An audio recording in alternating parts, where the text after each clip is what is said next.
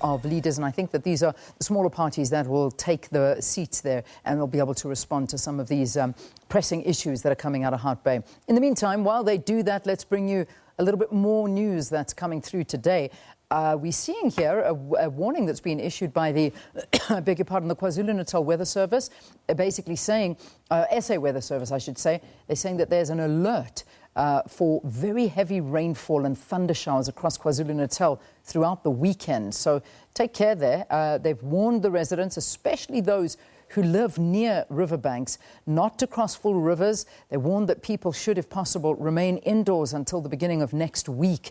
He says areas on the south and north coast will be the most affected. So be sure that you know that this is coming. They're saying there's an 80% chance of showers and thunder showers. They got an alert, and they have to watch for heavy rains along coastal areas, especially on that south and north coast. So they're advising people to be very, very cautious in KwaZulu-Natal as the weather takes quite a turn this weekend as well. Let's have a look at some other stories coming out as well. And this is really, really sad. And I mean, I think that this also speaks to a lot of the issues that we're hearing coming out of the broadcast in Hout Bay. A 6-year-old girl has burnt to death and 2 men injured when their house burnt down in Gugulethu in Cape Town. This is according to the fire and rescue spokesperson.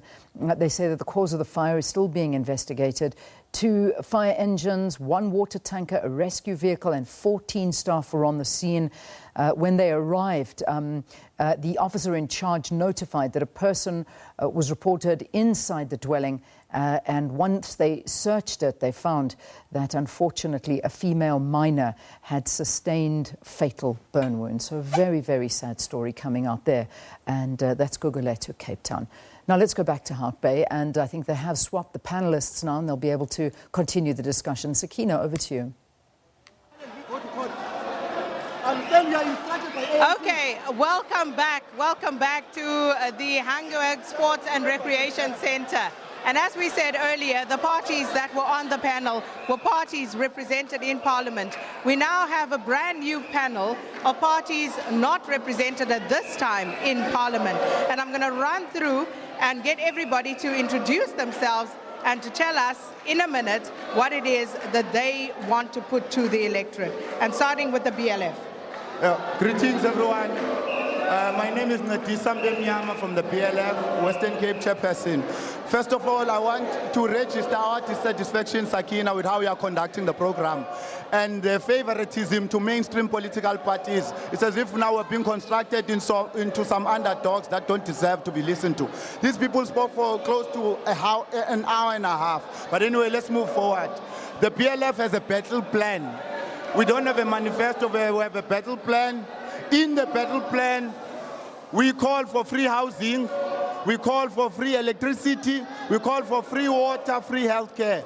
And we promise to struggle. We are not going to get anything in this country if we don't struggle. We'll struggle for land for all who need it. We want a new constitution and a new economic plan. Let's deal with that also. You see, just hold on. These are the Please things hold that on. are caused by people who do these sort of things. Please hold on. Comrades, comrades, comrades.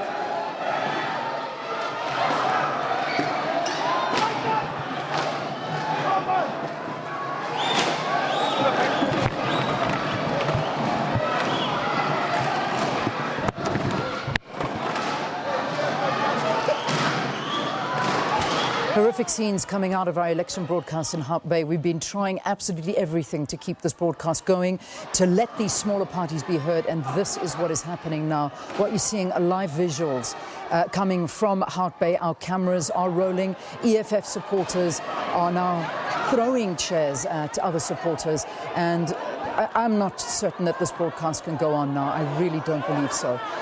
We've tried. The smaller parties also wanting to have a say. You had the BLF there that were talking, and suddenly it all came to an end as this happened. Let's try and listen in as to what's been going on there.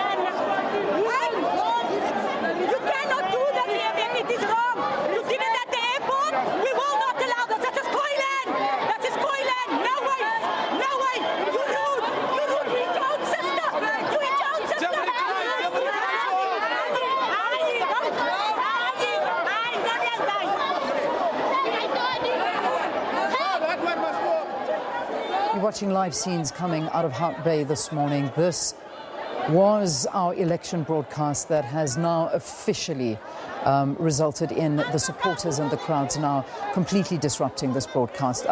It's the second time that it's happened. The producers there on the scene, as well as Sakina, managing to gain a little bit of control earlier, tried to continue the broadcast, giving the community the right to stand up and state their cases, as well as the political parties represented.